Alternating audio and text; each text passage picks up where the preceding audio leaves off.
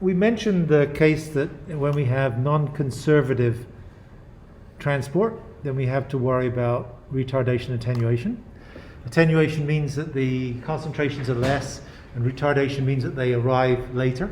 So that's a very distinct meaning for each of those terms. Thank you.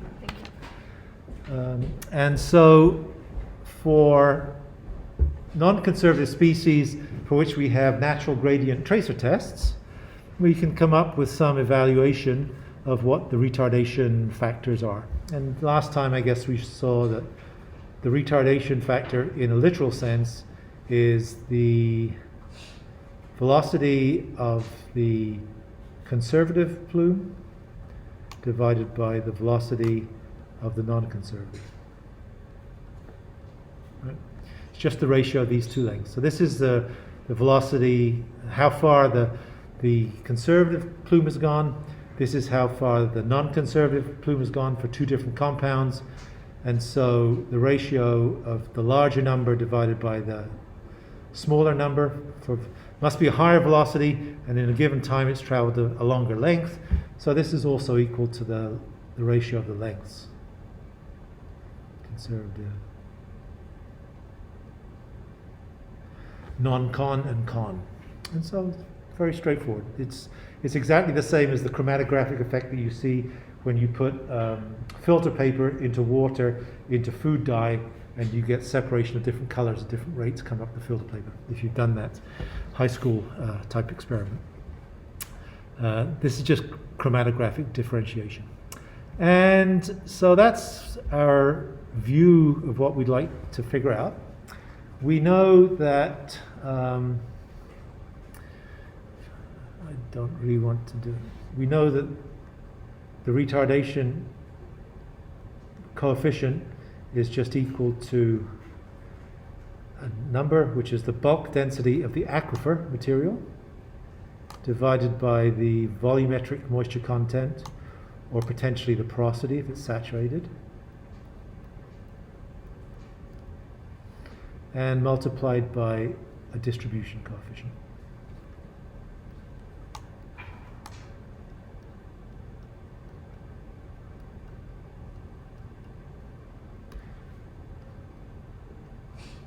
Distribution, I guess, being the distribution of concentrations that get chromatographically separated.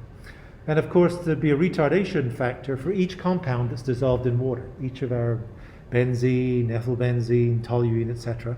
Each of those dissolved species would potentially have a different KD. And we've seen that probably is the case, because in the case we looked at for boredom, we saw that both for carbon tetrachloride and PCE, they both moved at different rates. And so the fact that they're moving at different rates suggests that this is the same, if this is different for each of them. And if this is different for each of them, and the only thing that can be different for that in this case is this distribution coefficient, then this must be different from each of those individual components. And so that's what we can try and figure out. We said last time that we could get the value R just by looking at those relative lengths.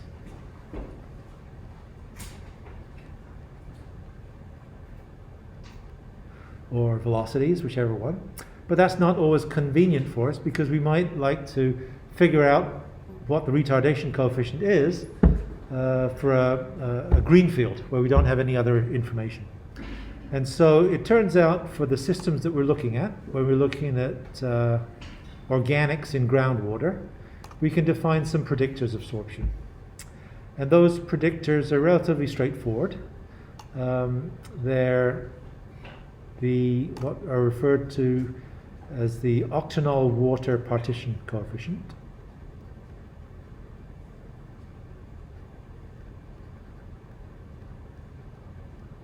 Partition coefficient.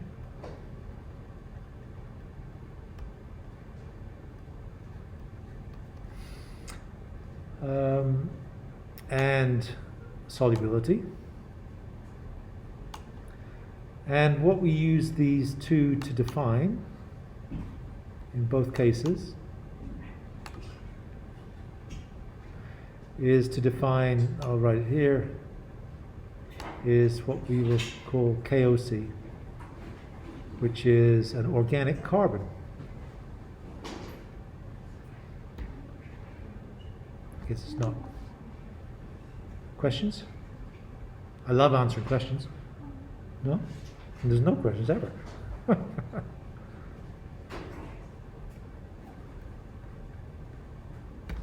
That's my writing look these days, okay? So that's the basic idea, is that if we can figure out exactly what this organic carbon partition coefficient is, then we can figure out what KD. We can use this to calculate KD. And if we know what KD is, we can use that to calculate the retardation.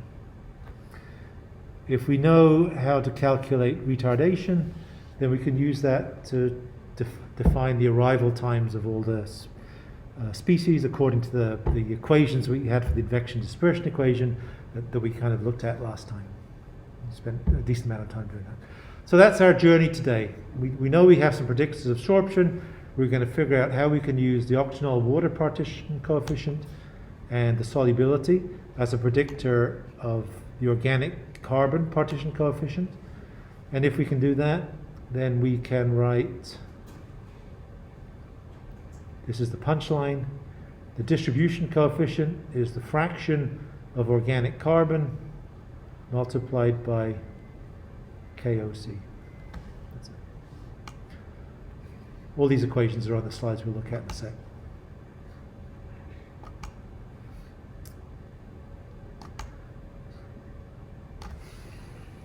And so we'll spend some time doing this.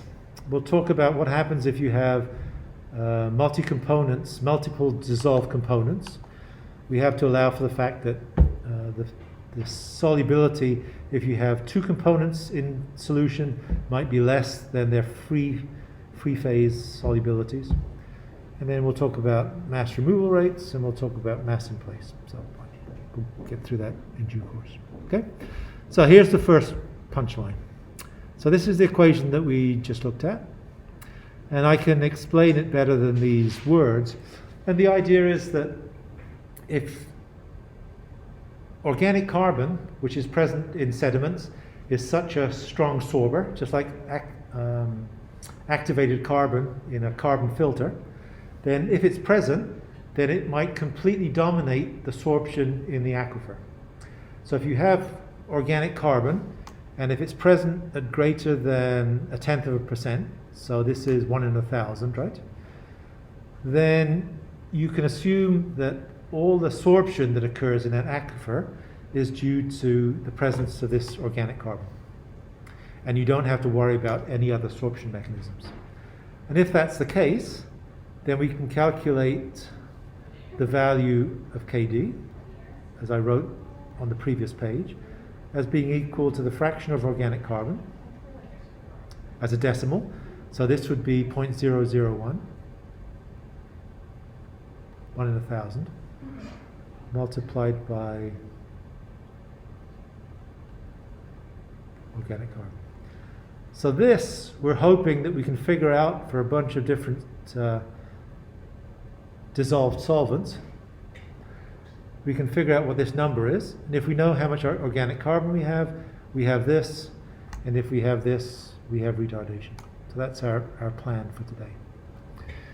The flip side of this is that the organic carbon is less than this threshold. I don't know if it's 1 in 1,000 or 1 in 10,000 of order of this magnitude.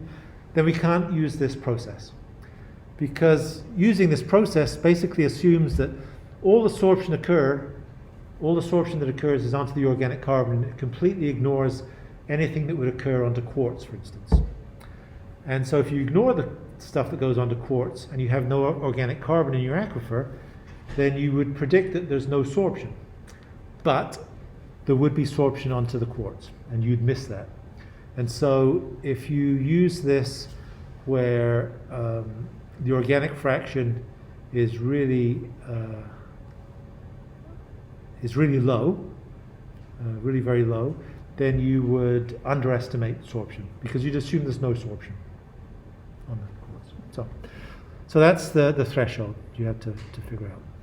So if we have more than 1 part in 1,000 organic carbon, 0.1%, then we can use these two recipes to figure out what the KD value is. And so we're hoping that we know this from our site investigation. We're hoping that if we find out what this organic carbon partition coefficient is, then we can calculate this. And if we know that, then we know that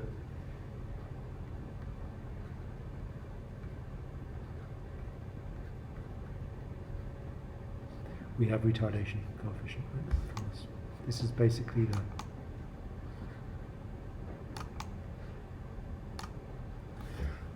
the solution idea. And so it turns out we can do it in all kinds of different ways, but two ways that we'll just quickly look at is using these recipes that define what we want to know as a function of either the octanol water partition coefficient or the solubility, which is just the maximum concentration that it will dissolve in solution. Right? And so this is the two things we'll go through. So the next slides are to use these two equations taken from Fetter. And so the first one, horrible slides, I apologize for that. Well, I don't apologize too much. I guess if I was that embarrassed by it, I'd change them from year to year. But there's a variety of recipes that you could use. So depending on your individual components that you have, you might choose a recipe. So let's choose a recipe that requires that we know the solubility of some compound. And if we know that solubility, we can calculate log KOC. And if we have log KOC, we can calculate this, and therefore we can calculate this. So that's where we're going to go with this. So the solution to this is that if we take ethylbenzene, the solubility of ethylbenzene in water is 140 milligrams per liter.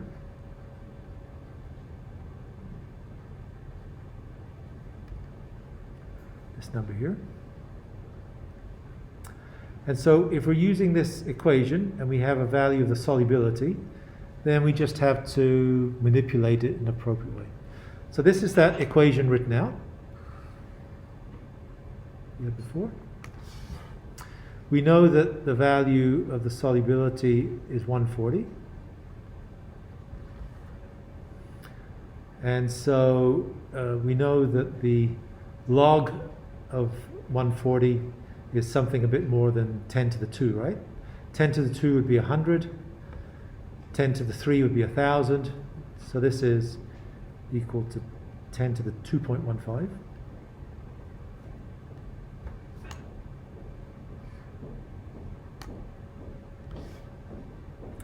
To the 2.15 is 140. So we place 2.15 in this equation, multiply out the individual components. You can't see that because of this. And we have that the right-hand side, the addition of these two terms is 2.46. So if we 10 to the x, 2.46, 10 to the 2.46 is equal to 288.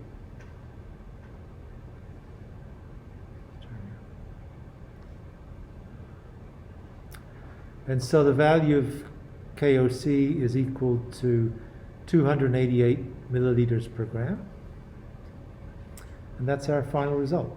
And so if we want the magnitude of that, then what have we got? KOC. We have a value of this. And so long as we know what our fraction of carbon is, we have a value for KD. It's going to be the same units. This is just a non-dimensional number, right? A non-dimensional number. So that's the first recipe. So do it based on solubility. And the equations aren't unique. This is just a table taken from Fetter. There's a ton of them. They're just done from doing these experiments in the lab. And so you take your choice and you come up with a number. The second way we can do it is to, instead of use solubility, we can use the partition coefficient of octanol in water, KOW. How much octanol partitions in water at steady conditions at some given temperature. And so if we take one slide down, again, we see a bunch of equations right here. Take your pick. I took one of them, an easy one. Octanol water is equal to 0.63 times organic carbon is equal to 0.63 octanol water.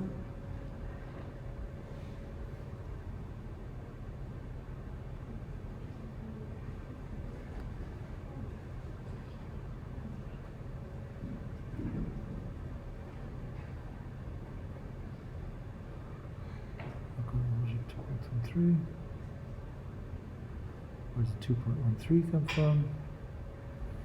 I'm trying to figure out how to do it.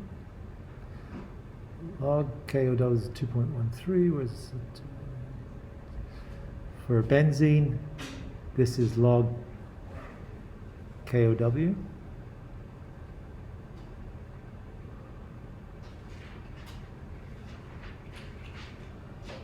This is 2.13. So that means if it's 2.13, you 10 to it to the exit. And so 10 to the power 2.13 is 135.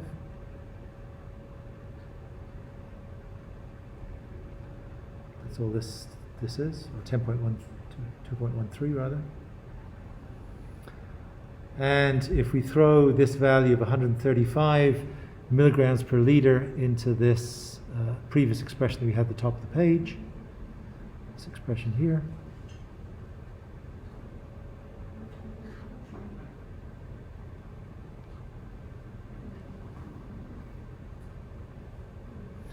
then we get 0.63 times 135, which is 84.98, and therefore the log of this value, 84, the log of 84 is going to be 10 to the power 1.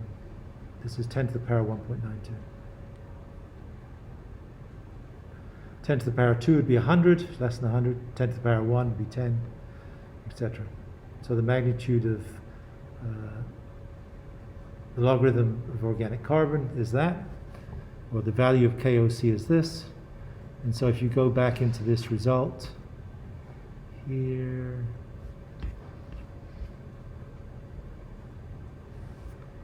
we have a value of KOC, which was 80 something, was it? You have this value. If you know how much organic carbon you have a value of KD. So it's nothing more than that. It's a recipe to be able to figure that out. And they're not unique recipes either, as you can see from the fact that we have 13, 14, 15, so 5 different equations here. So I guess this is backwards. And we have 12 equations here for these. So it's a matter of choosing one that makes sense. But the bottom line is, the only thing that's important is it's one way to be able to identify either KOC either as a function of octanol water partition coefficient or KOC as a function of solubility. That's all we're doing. It's nothing more involved than that. And if we can do that, then we put these numbers back into here. We have a fraction of organic carbon. If we have enough organic carbon in our reservoir, we can use this approach. We have a value of KD, and if we have a KD, we have a value of retardation coefficient. And so that's the goal of this. So what we could do is we could go back to the results that we have, say, for Borden, and look at applying this to those results. And so Borden was the one where we had these plumes of carbon tetrachloride, PCE, and chloride, all moving down gradient at different velocities. It just so happens that that site is the fraction of organic carbon is quite low. And so we said the threshold should be greater than 0.01. No, 0.1. So strictly speaking, this shouldn't work, but let's try it anyway. So we want to know what the fraction of organic carbon partition coefficient is. We know that this value here is 0.0 0.0002, I suppose, right? In terms of decimal. We know that for carbon tetrachloride, well, we don't know, but I'm going to tell you, the solubility is 805 milligrams per liter. If we take 805 milligrams per liter and we substitute it in for that equation that we already used, then we're able to fill this out. Logarithm of 805, well, it's going to be somewhere between 10 to the 2 and 10 to the 3, right? I guess it's 10 to the 2.9. This is the log of 805. 1,000 would be 3, 100 would be 10 to the 1, etc. So in the middle. And if we do the calculation, we end up a value of log KOC is equal to 2.04. 10 to the power 2.04 is equal to a bit more than 100. So this is the value for KOC. And we have to be a bit careful with the units. These aren't unitless calculations. The units are always in milliliters per gram. And so if we know what this value of KOC is, then if we multiply this value by 110, which is just what this equation is here, 110 times 0.02%, which is this, it ends up being 0.02 milliliters per gram. So the KD value that we'd expect to use for this, we would calculate to be this number. We've already kind of said that it shouldn't be applicable because the fraction of organic carbon is too low.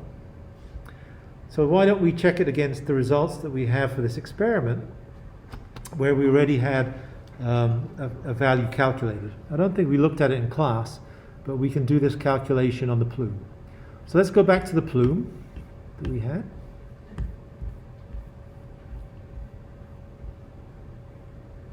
And what was that, by the way? Was it carbon tet or is it something else? It's carbon tet, wasn't it? Carbon tetrachloride, yeah. So if we go back to the plume, remember that this is what the results look like. This is how far the chloride plume went in 2 years. This is how far the carbon tetrachloride plume went in 2 years. So 57 meters versus 23.5. So we could use that to calculate the retardation just by looking at the ratio of these, which would be 57 divided by 23.5, which is down here somewhere. I'm sure we did that, which is this number here.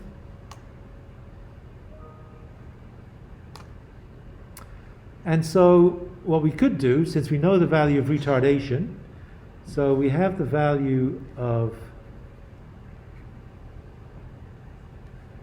retardation, we have the bulk density of the aquifer, we have the volumetric moisture content. So I think here the porosity is about 0.3. Not percent, but 30%. Yes. It's a very loose sand close to the surface. The bulk density is something like a soil, 2,000 kilograms per cubic meter. But if you convert 2,000 kilograms per cubic meter to kilograms per liter, which would be grams per milliliter, you end up with 2 grams per milliliter. And so the ratio of the bulk density to the porosity is given by this. So 0.3 is 30%. 2 grams per milliliter is 2. And so the reciprocal of those is 0.015. And if we take this equation and we rearrange it in terms of the term that we want to get.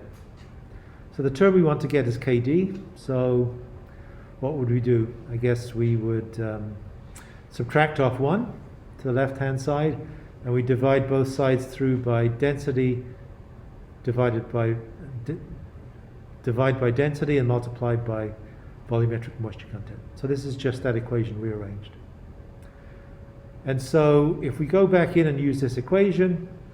For carbon tetrachloride, remember our value of retardation was 2.42. This number up here. So 2.42 minus 1 is this term here, is 1.42. And 1.42 multiplied by the ratio of these two, which is 0.15, is 0.213.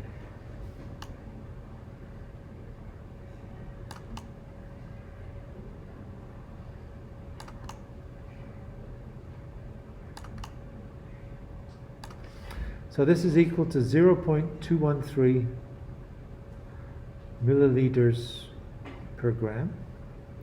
And that's our value of KD, which is real, I suppose, right? Because it's from a real experiment. We measured the retardation. The only thing we've assumed we don't know, we haven't assumed anything about organic carbon. We've just had some pretty well constrained numbers. Porosity and density are quite closely constrained. And we end up with a value of 0.213 milliliters per gram. If we compare that with the one that we calculated using these recipes, which we said shouldn't really apply, then we ended up with a number. This is the number we just calculated for retardation. And this is the number we calculated from the recipes. And so we're off by an order of magnitude, right? So this is times 10 too small. And so we can figure out whether that makes sense or not. So this is a real number. It really did go this far in this amount of time. And from our understanding of what retardation is, this really must be the value of the distribution coefficient. It's an order of magnitude smaller than this, and that makes perfect sense because to get this number, we're assuming that it has a lot of organic carbon in it, and that all absorption is occurring due to the organic carbon. There's almost no organic carbon in it, so this has to underestimate it because we're assuming that none of the sorption gets sorbed onto the grains of quartz. And so this exactly makes sense the way it is. This hugely underestimates what the distribution coefficient would be. And so I guess if the distribution coefficient is too small, then it means it wouldn't be retarded very much. Retardation coefficient would be close to 1. A little bit bigger than 1, but close to 1. And so just by way of saying that if we want to use these recipes, we have to be sure that there's enough organic carbon in our reservoir aquifer that all the sorption is occurring on that material. So perhaps don't need to belabor that point anymore. Typical values of what these retardation coefficients might be. Well, again, a horrible plot, but you see relative numbers for these. Places you might recognize: Palo Alto, Silicon Valley, semiconductor manufacturing. So for different solvents that are used in semiconductor manufacturing, these are in the 3s, this is a 6, this is a 12, this is a 33. So large amounts of delay. And so if you're not accommodating these real factors for real solvents in real aquifers, then your predictions are going to be way off. An order of magnitude in this case, right? In terms of, this will travel 10 times more slowly than you'd predict based on just using advective velocity. The other places, I don't know, I have no idea where this is, except it's in Switzerland. Gloucester landfill is one of the examples in Fetter's book of a plume. Borden is the case we just did for this natural gradient experiment. These components were introduced on purpose. They weren't in very great concentrations. And you see the retardation factors. We already calculated some of them, right? We calculated this one. It was 2.43. Comes out to be that. And the other one was 1.4 something. Moffett Naval Station is just south of San Francisco. Otis Air Force Base is on Cape Cod, another famous cleanup site. Historical. And the Rocky Mountain Arsenal is near Denver. Colorado. So, and you see the numbers. They vary. They can't be smaller than 1, but they certainly can be much larger than 1. And some of them are larger than 10. Some of them are larger than 23. I'm not sure what the biggest one. Did I see one that was 33? So this looks like 33. So you disregard those, I guess, at your peril. So on our roadmap today, we wanted to cover a few things. One was to talk about what the predictors of absorption would be, KD values, and we've done that. So we think we know when we can do it. We should be careful that if we use this approach, this has to be the case. And so now the other two things, or three things that we might want to do, is calculate what the solubilities of these components might be if they're present in solution. It doesn't affect this calculation at all, by the way. But if you have multiple species competing for the water molecules, then you might think that the solubility of those in water might be less than if there's only one compound that's being completely dissolved. And so this applies to the Smithville site that you're kind of working on now. So we'll talk about Raoult's law. We'll talk about, based on these solubilities, how long it might take to remove them from typical groundwater sites. And then we'll talk about how we might calculate the mass of solvent in place, both in the pore space and also sorbed onto the particles. So those are the three other things that we'll talk about. Raoult's law. I would guess that you've probably seen it elsewhere, right? You've seen Raoult's law of mixing? Yes? No? Surprised? Very simple. It merely says that the concentration, the effective solubility of a compound in water is proportional to the magnitude you get out of a textbook for it being the only compound dissolved in water, multiplied by the mole fraction of the mixture. And so if you have a 50-50 mixture of carbon tetrachloride and gasoline, then the mole fractions of those, they wouldn't quite be 50-50, but they might be close to it. Then the solubility, the effective solubility in gasoline would be roughly half that of the reference book magnitude of its maximum solubility in water. And so it's a very simple thing to do. And so the effective saturation is the term on the right hand side. It's the effective saturation of compound I, and it's equal to the mole fraction of compound I multiplied by the pure phase solubility of compound I. So that's just what these individual components are. And so it's easy just to do a simple example, very simple expression. So clearly we want to know exactly what these values are from a textbook, from a reference book. We need to calculate what the mole fractions are. And if we have those two pieces of information, we can calculate what the effective solubility we'd expect to see in the water would be at Smithville. And so the example that is at the bottom of the page is essentially for Smithville. And I haven't revisited that example recently, but I recall these are the correct proportions of the different solvents by weight. 2% TCE, 10% TCB, 50% PCB oils, and then other mineral oils. So these are the weight percentages in the system. If you have the formula weights for those, the weight of a mole of TCE is 131.4 grams, etc. And you get these other ones as well. Then if you are 2% by weight of this one, then the number of moles of this compound is going to be 2 parts in 100, or 2, divided by the formula weight. If you have 10% of this, then this would be 10 parts in 100, divided by 181.45. So the mole fraction of the TCE, or the number of moles, is 0.0152 moles. The number of moles of TCB is 0.055 moles. So if you do that for all of them, and then you sum them, so you add these together, you get 0.677 moles. So if that's the total number of moles of these different compounds you have, then the mole fraction of each of these is just going to be the number of moles divided by the total number of moles. So 0.0152 divided by 0.677 is this number here, which is roughly 2%, a little more.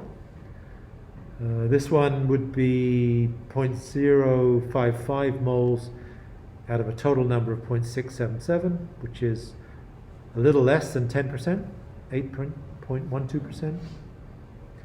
And you have these mole fractions for each of them. And if you know these mole fractions, this is the value that we called xi. I guess it's not x, it's xi. So we have each of these fractions. So if you multiply the pure phase solubility of each compound by the fraction, you have how much the effective solubility would be, nothing more. So even though the solubility of TCE in water is 1,060 milligrams per liter, so milligrams per liter would be parts per million, so this is ppm. So 1,000 grams in a kilogram, 1,000,000 milligrams in a kilogram, and a kilogram is a liter, so it's parts per million. And so just multiplying the solubility of TCE by the mole fraction, so not 2.2%, but 0.0, would be 0.02, so 2.2% is equivalent to 0.022, right? So 1060 times 0.022 gives you 23 milligrams per liter. So this is the effective solubility. So it won't dissolve at 1,000 parts per million. It will actually dissolve at a maximum concentration and be present at 23 parts per million. Likewise for TCB, instead of 19, it will be 10% of that, 8% of that. Instead of being 0.2 parts per million, for PCBs it will be 0.0 something. I can't see, 1. So that's it. So that's Raoult's law. And it's just a way of being able to calculate what proportions would be present. So if you went to a site like Smithville, where these components happen to be present within the free phase mixture, you know, the gloopy material that's not dissolved yet in water, when it dissolves into water, it would be present in these concentrations. It wouldn't be concentrated at the free phase amount, but it'd be reduced because all of these individual compounds are competing each other for the attention of the water molecules. And so the free phase, the effective concentration is much less than the maximum concentration. So I suppose you should use these numbers in the calculation to look at the initial concentration as it dissolved in water, and therefore the concentrations that you'd have downstream from that. So I suppose what I'm trying to say is that the concentrations of these, if you're looking at a plume of this as it goes down gradient, then the concentration of TCE is going to start off at 23 ppm. And it will go downstream, and I don't know what it'll look like as it gets downstream, but it won't be more than this. It'll be this magnitude will be the maximum amount at source. Likewise for TCB, it'll be 1.5 parts per million. And it will do this. So this will be 1.5 ppm, etc. And so these will be the maximum values. They might also transport at different rates as well, right? The whole point we made with the different values of KD were that if the values of KD are different, then the kinks in these plumes might be giving different advective velocities because they might be representing different retardations. So this would give retardation carbon tet equals 2.43, I guess, right? What we calculated before. This one would give the retardation of TCB equals something else. I don't know what that is. But they could all be stretched out or compressed. They're not necessarily going down at the different rate. So I guess that's one useful thing to come out of this. Not only do the starting magnitudes at equilibrium are different magnitudes based on their percentage components in a liquid form as you pour them out of the can as they're in a single phase. As they dissolve in water, they would be at these concentrations because they're competing with the other components to dissolve in water. Okay? I'm not going to talk about that. How are we doing for time? Oh, getting there. So, that's Raoult's law. I'll go back to the component here.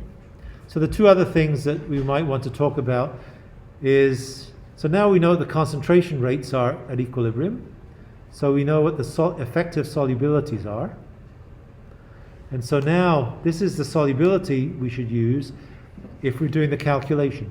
And we said that the mass removal rates would be equal to the Darcy velocity times an area times a saturation, which is the effective saturation, right?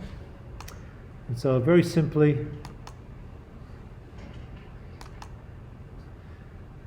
if you think about water flowing through something at some Darcy velocity, this is of some area,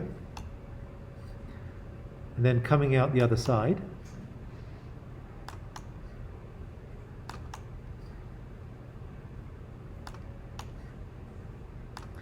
so the mass rate at which you would remove it would be given by the Darcy velocity times the area, which would be not divided by, this would be a volumetric flow rate, multiplied by the value of the effective concentration, which would be kilograms per meter cubed, if we use the same units. So the product of kilograms per meter cubed times meter cubed per second would be units of kilograms per second, hence m dot. And so if we know the rate at which we can remove this stuff, now that we know what the effective solubilities might be, then we could calculate how long it would take to clean the aquifer. So the time for removal equals mass in place divided, we'll use this equation, divided by mass rate of removal.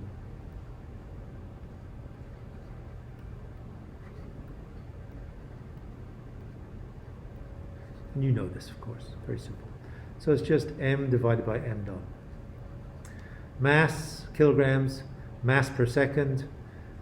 The only thing that's left is in units of time, seconds. So that's the second to last thing that we'll do. And it's relatively straightforward. I know I say that for everything, and sometimes it doesn't turn out to be straightforward. But that really is the idea. So this is it. So if you take you could think of it in two ways. So we've looked at these plumes, a chimney terminating in a puddle, a pool at the bottom, which looks like this, is one way we've seen it. And that's one form that we could think about trying to look at the dissolution products as water flows past this. Of course, water would just kind of flow around it and go downstream. You could imagine this being the flow regime, right? The water that goes further away from it really doesn't come very close to it, and so it can't really pick it up very easily. So this would be one mechanism to do that. And the other mechanism would be just have to flow through the chimney that we have above it. So I guess this could be the chimney here, and that would be represented by this. So two different geometries that we could think about to calculate how long it would take to remove all this mass in place. The chimney is this one. So if you imagine it being partly saturated, maybe at residual saturation with a DNAPL, water's going through the rest of the water-filled pore space, dissolving the DNAPL, carrying it out to the downstream. The concentration that it comes out at should be our effective saturation, right? CW would be what we've just called the effective saturation, if there are multiple solutes present. If there's only one solute present, then it'll just be the top value, 1060 for TCE. And the time taken to clean up the site is going to be the mass of the NAPL that's present divided by the mass rate of removal. If we know the mass and we know the mass rate of removal, so this term here, I'm going to go back and use red because I like it. This term here is advective velocity times porosity. This is Darcy velocity, right? Advective velocity times porosity. Since advective velocity is just equal to Darcy velocity divided by porosity, then this is just changing that around. Multiplied by the concentration and the cross-sectional area. So this is the equation we just wrote 2 pages back. So this is equal to what we just called m divided by m dot. And if we throw some numbers in for this, that makes sense. And at the bottom of the page there are some numbers. So you take a cubic meter of sandy soil, you give it a hydraulic conductivity of 10 to the minus 3 centimeters a second, you give it a hydraulic gradient of 0.01, then the Darcy velocity is just equal to hydraulic conductivity times the hydraulic gradient, which is just equal to 10 to the minus 3 centimeters a second times 0.01. That's all this is. A porosity of 30% for Borden, which we had before, and you work out what the number is that you should put in for this. It comes out to be some relatively small number. And that gives you the rate at which you will get water through the system. If you know what the solubility of a compound is, then we know what this is.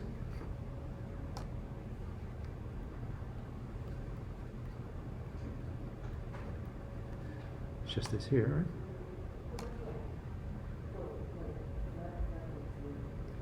And if we take the solubility for perchloroethylene, it's something like 200 milligrams per liter. So we have that value. If we look at how much mass must be present, so what do we know now? We know the solubility, we know the cross-sectional area is a meter by meter. If we know the advective velocity and the porosity, we have this. The only thing we don't know is the mass that's present. So if we know the mass that's present, how much is that going to be? We know from our capillary pressure versus saturation curves that look a bit like this. Haven't seen these curves for a while, but we know that they look a bit like this, right? And the only number that we want to know is this number here. This is a residual saturation of the non-wetting phase. We call this SNW0, residual saturation. So this is the amount of oil that's left in after you've got everything you can get out of it. And on a scale of what this is, I don't know, it's 10%, right? Or 0.1.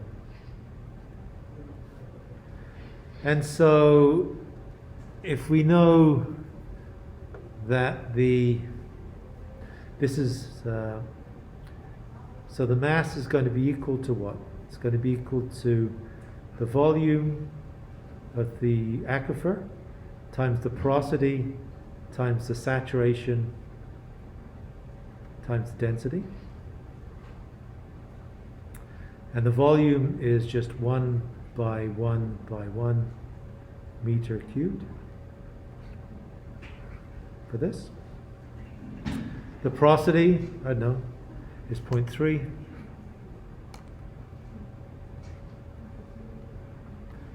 The saturation,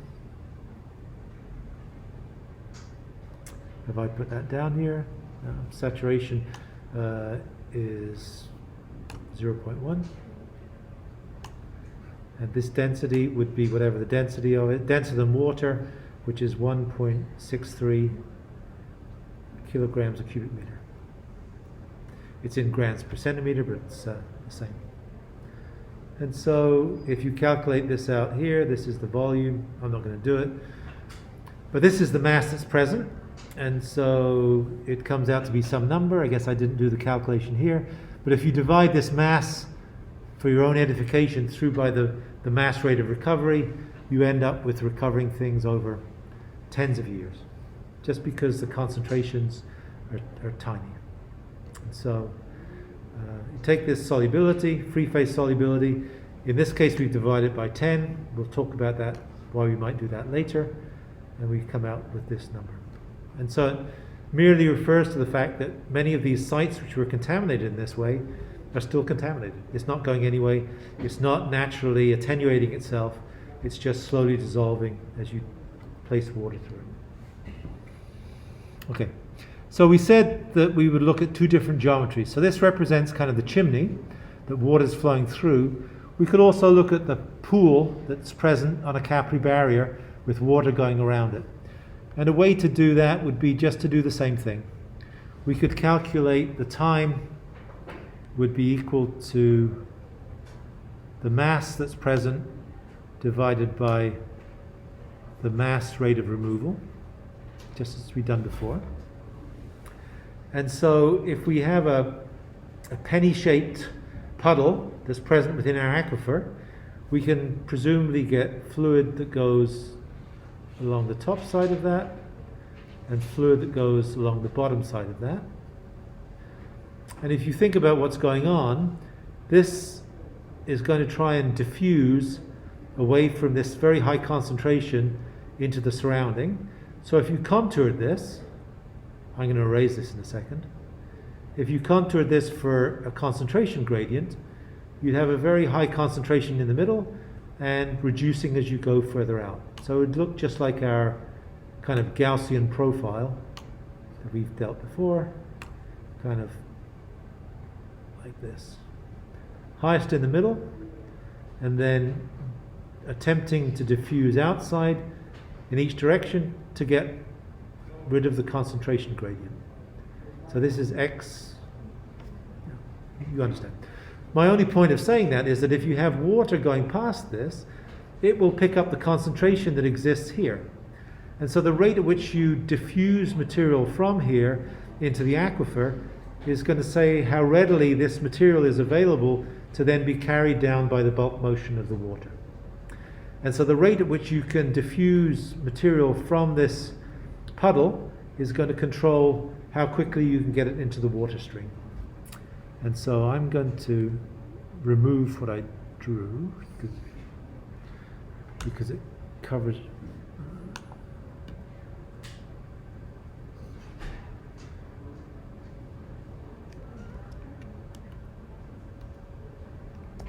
Okay, I guess I'm not going to remove it. I didn't want to do that. I guess I could do this instead. Yeah, fine. It's good enough.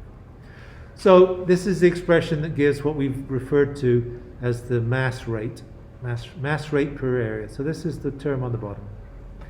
So the mass rate per unit area is given by 4 times the dispersion coefficient, which we've talked about, which is a function both of molecular diffusion and mechanical dispersion.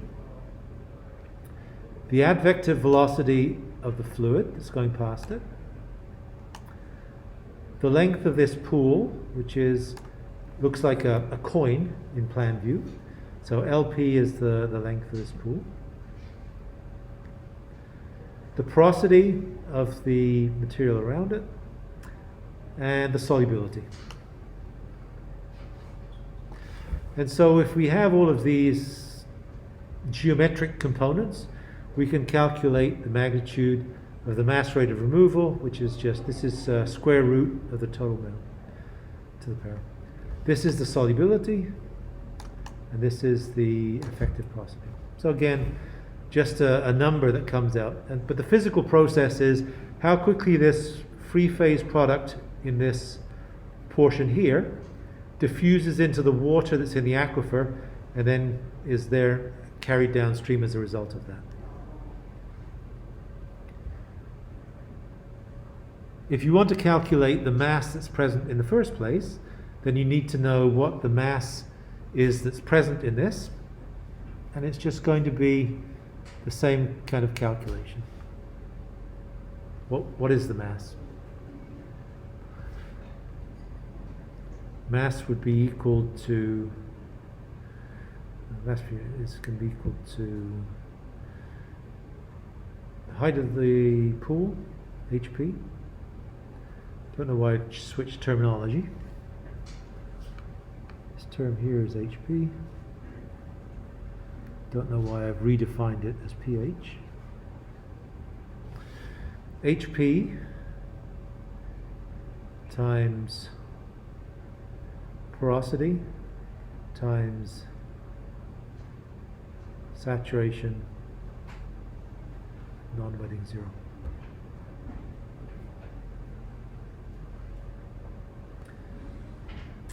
Times the density of the non-wetting component, right? So the mass per unit area, so in other words, if you're looking at this pool in plan view, then this is 1 by 1. The height is equal to what we've called h sub p.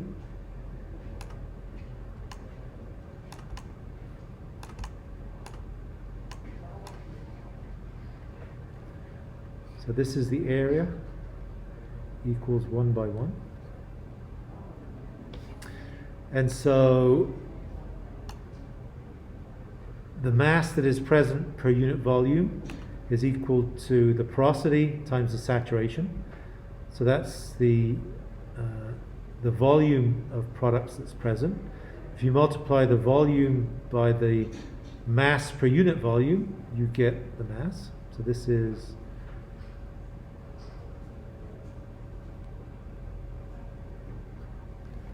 volume.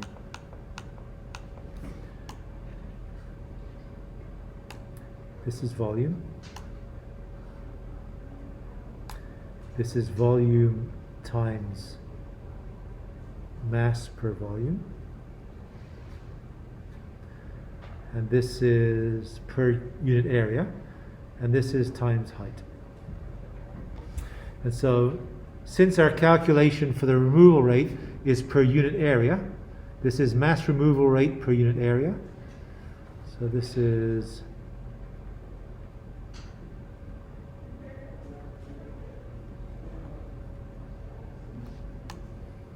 this is mass removal per area.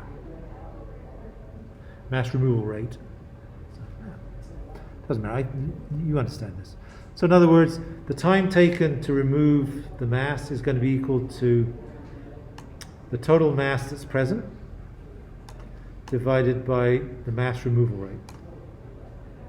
So TD equals m divided by m dot, and each of these just happen to be per unit area, and so you don't have to define it. This is mass per unit area, and this is mass removal rate per unit area, which is just this expression up here. So anyway, I don't think you won't have to use that in this course, I don't think, for anything we do, but you have it for your future needs should you need it. 10 minutes to go. So the final thing, second to final thing.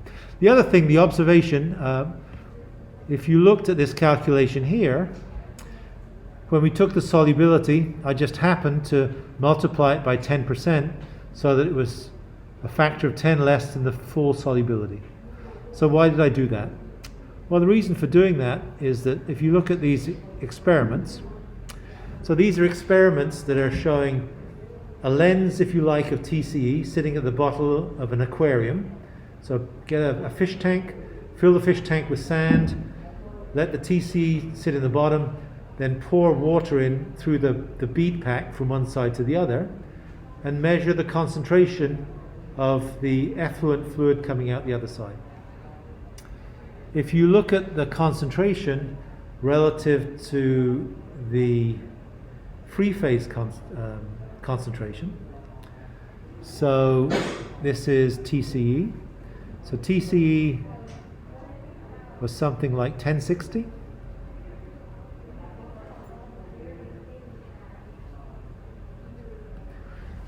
We dealt with that in our previous example. So in other words, the concentration that the water, the solubility that the water could potentially get up to is this full magnitude. It turns out that if you flow water across the top of it, it comes out at a magnitude that's less than that. In this case, not because it's competing with other solutes to be dissolved in water, but because the residence time of it doesn't give enough time for this pool to be able to diffuse into the stream of water and then be carried downstream by the water. And so if you look at the evidence for that, then you see that if you flow water at 1 meter a day, then the concentration of the downstream side is 90 milligrams per liter. If you flow it at 7 meters a day, then the concentration is even less. And so it's reduced by the fact that it has to diffuse some distance away from the pool to get caught up in the groundwater system. But if the water is flowing progressively faster, then it cleans it off before it can diffuse further out. And so the overall concentration coming out from the downstream size is reduced. And so these are roughly, they're certainly less than 10%, right? This is probably 7%. It's about 7%. This is about 9%. I guess the relative concentrations are there. Slightly different. Yeah, looks like they have used this magnitude. Blink, blink. Okay. So that's the reason that we might be interested in making a distinction between these two kinds of geometries. So it has to physically diffuse into this to be able to do it. This has lots of contact area. You'd imagine that this would be close to the magnitude of the true solubility, but this one perhaps not, because it's got to go around this lens. And the final parting shot would be that based on those the retardation factors that we looked at, we talked about the names of a number of different famous contaminated sites. Ocean City, New Jersey of course, Mountain View, California, which is Palo Alto, Silicon Valley. Cape Cod is Otis Air Force Base. Gloucester is near Borden, and Rocky Mountain Arsenal. These are the shapes of the plumes that developed at each of these cases. These are the kinds of sources that these were for different cases. These were the amounts of, or the volumes of the plumes that developed in terms of the total volume of the contaminated aquifer. I don't know if it's the amount of water or whether it's the aquifer, so they'd be off by a factor of 10% porosity for one or the other. And this is the amount of material it took to contaminate that larger plume. So this is a relatively small volume, 72 drums, 47 drums, 7 drums, these are 55-gallon drums, 0.6 of a drum, etc. And these represent the very large magnitudes of these plumes. So the one final question that we might ask ourselves is, if we knew what the concentration of this plume was by taking a sample, and if we knew what the area and the depth of the plume was, so we knew its complete volume, could we use this information if we knew what the volume was and if we knew what the concentration of the water was? Can we calculate the total mass in place? And of course you know the answer is yes, because we've been doing it, but it's not quite as obvious as you think. And the twist, I guess, is that the total amount of mass that you'd have is the sum of the two components, the stuff that's in the water and the stuff that's sorbed onto the solid substrate, which isn't going anywhere. And we know from our understanding of sorption that the water that is laden with this in contact with the grains is in equilibrium. And so if it's in equilibrium, then this relationship that we defined for the sorption values, remember this experiment, the thought experiment we did that had concentration in the water versus concentration on the solid, were in equilibrium, and that therefore by definition KD was dC star dCW, and so this would be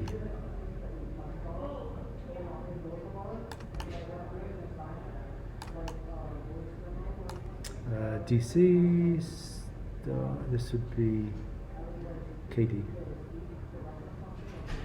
This is 1. So our experiment was you take an aquifer, you pour contaminated fluid into it, you measure the concentration on the aquifer and the fluid you supply, and you get one data point. Whoops. You double the concentration in the water, you do the experiment again, you get another data point, and this gives you your KD value. And so if we know the amount that's dissolved in the water, we know the amount that's sorbed onto the solid part. If we substitute C star for this value here, would be KD times CW. And so if we take that and we multiply this by porosity and divide by porosity,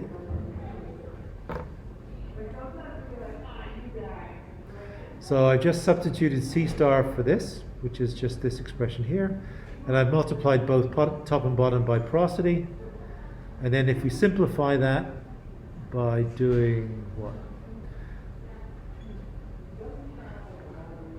Take that term, and we would take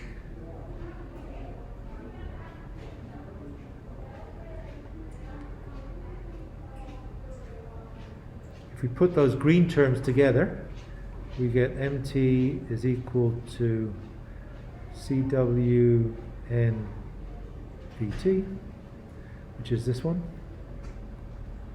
plus CW N VT, which are the green terms here, and it's multiplied by KD rho W and porosity. And so this term here and this term here both go together, and so we can write it as this.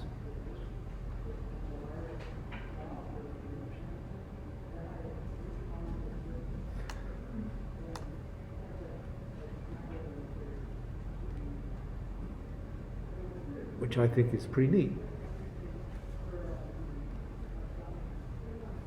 Which is equal to exactly this expression. So if you measure the concentration in the water, you multiply by the porosity in your aquifer, you multiply by the total volume of your contaminated aquifer, and then if you multiply by the retardation coefficient, that gives you the total mass that you have in the system. So that's just this equation here.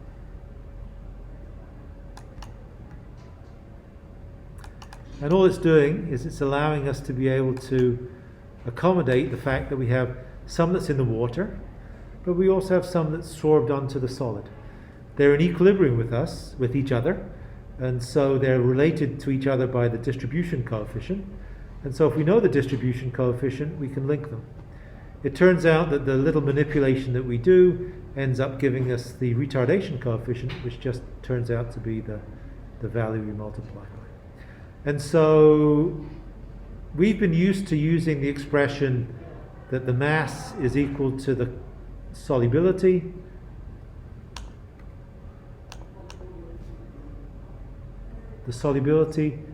stop it. It's got little buttons on these pens that I'm obviously pressing the wrong way. The solubility multiplied by the porosity times the volume. You've done that already. And all we have to do is correct it for the fact if we want to accommodate the amount that's sorbed on the solid part, we have to multiply it by the retardation factor. And so remember that retardation is somewhere between 1 and 30 in some cases, right? So it's not an inconsequential amount that presumably can be sorbed onto the static part that's not going anywhere. In fact, if the retardation factor is 30, then 29 parts out of 30 are on the solid part, and 1 part in 30 is in the liquid part. And so we really do need to accommodate for that in this. And I think that's it. The rest of the stuff we won't do. So we covered all the things that I wanted to cover. And a few simple, relatively straightforward equations. So just to recap, there are some recipes that we can use. I guess we went through a whole bunch of notes. But there's some recipes that we can use to predict sorption. They rely on some physical properties, either solubility or octanol water partition coefficients that we can get from reference texts. And if we do that, we can come up with some value of KD. We can calculate competitive sorption to figure out exactly what solubilities would be. And we can also calculate how quickly we would remove material accommodating different geometries, such as a chimney or as a flat lens. And if we do that, we can calculate how long it would take to remove the mass in place. But we have to accommodate for the fact that we have some amount sorbed onto the solid. That's it. So we covered a lot of ground today, but yeah, nothing beyond what we can travel.